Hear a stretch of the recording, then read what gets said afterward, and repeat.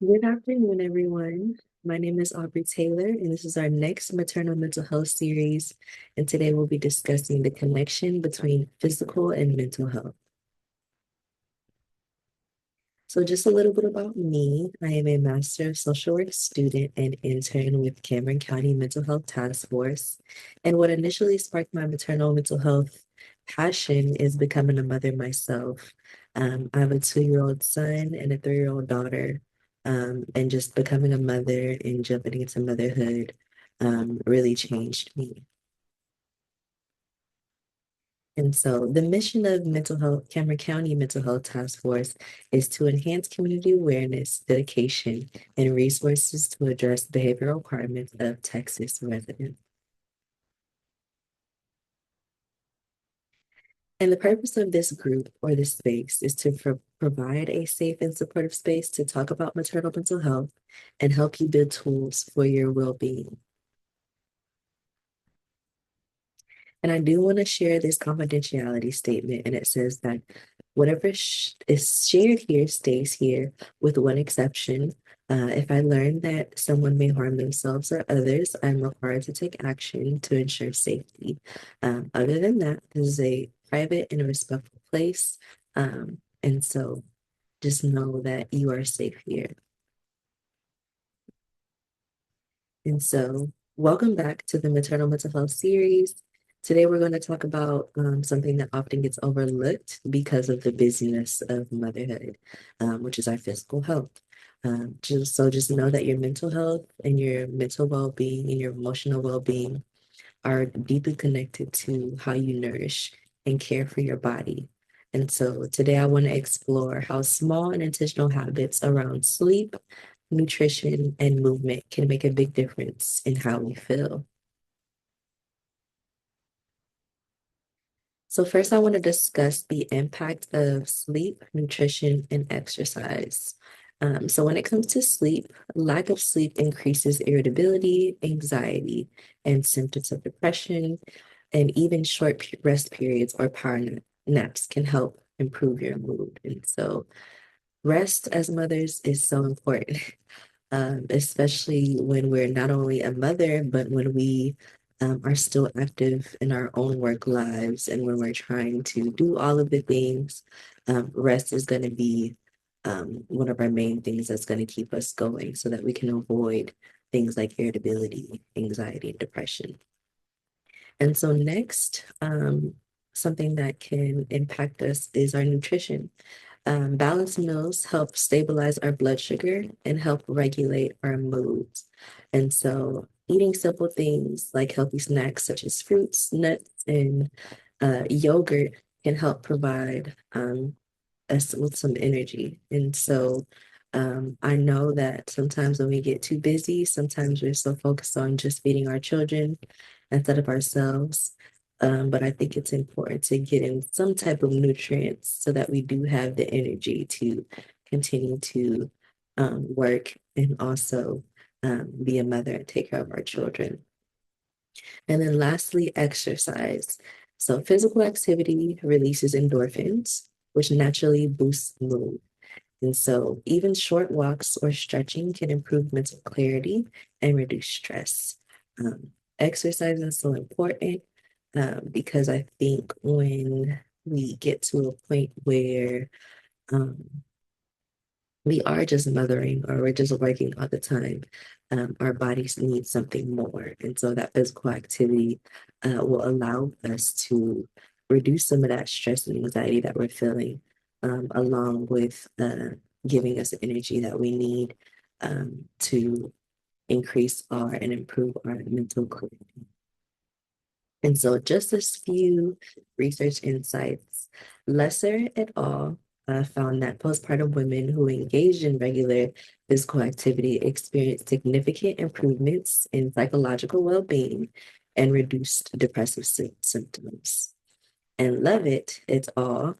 Highlighted that although mothers recognize their mental health benefits of exercise, many mothers struggle with the feelings of guilt and shame and time constraints, making it essential to set realistic, achievable, and with movement goals. And so I know with everything that we feel like we have to do with our priority list, it feels like we can't take care of ourselves, but it's an important thing to do so that we can make sure that we have the energy and that we physically feel okay.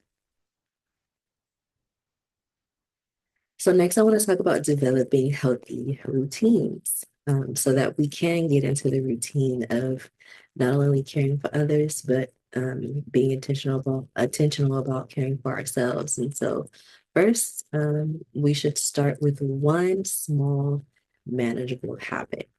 I think if we think too big, then it can become overwhelming. And so starting small makes it feel within reach.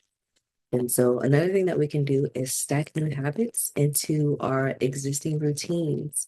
Um, so it doesn't feel like, how am I going to be able to fit something into my busy routine? So just a small example would be stretching after brushing our teeth. Um, and this can be done early in the morning. I think that's it's the best time to set routines early in the morning before the baby's awake, before anybody's awake. When you do have that time to take care of yourself, just taking the time to stretch. And then lastly, another thing when it comes to building a healthy routine is making sure that we're being compassionate with ourselves and progressing over perfection.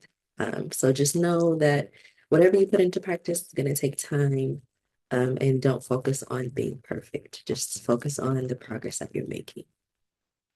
And so some small examples of healthy habits would be drinking a glass of water first thing in the morning.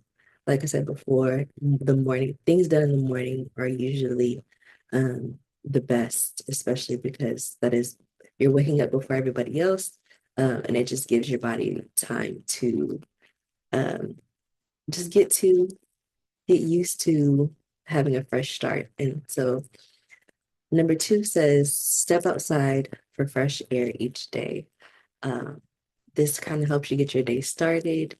It helps you kind of like breathe in and get grounded and get ready for the day. The next small habit is to go to bed 15 minutes earlier. So I know this might be difficult because I feel like a lot of mothers wait until everybody goes to bed to finally feel like you can focus on yourself. Um, but instead of scrolling on your phone or maybe watching TV, try going to bed 15 minutes earlier and see how you feel. And then lastly, since we have talked about nutrition, eat one more serving of fruit or vegetables.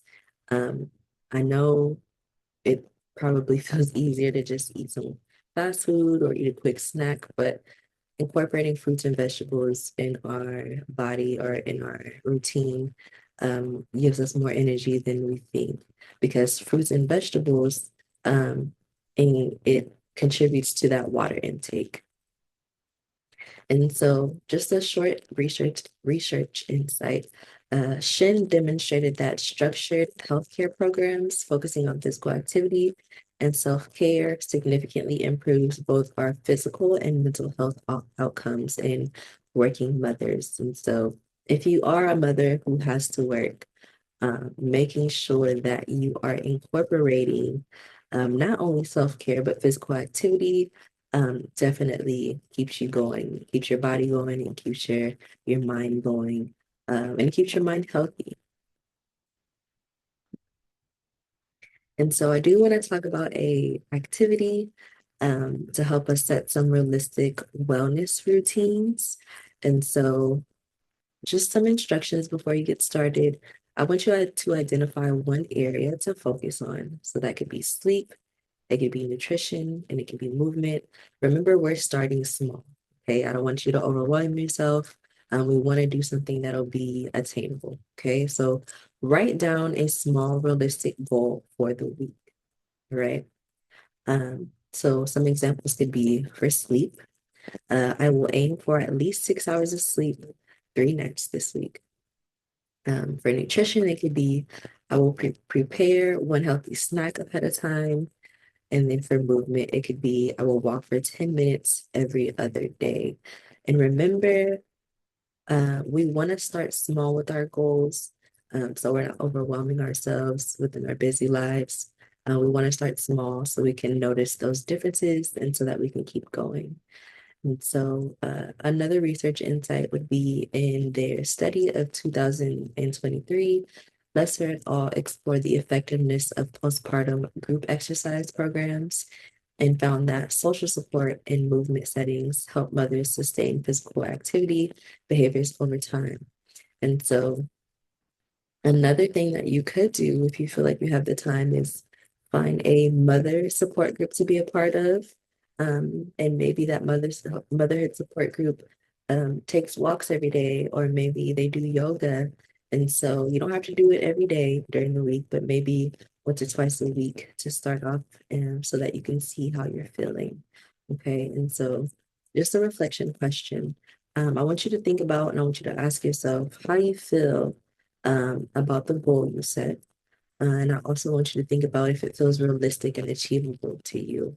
And just note that it is very important to start small. Don't overwhelm yourself. Start small so that way you can feel like what you're doing is intentional and attainable. And you can start to notice a difference in yourself over time. And then a takeaway that I want to give to you is a healthy habits tracker. Included in this tracker is a daily water intake, um, log sleep hours, and then it's for you to record your physical activity.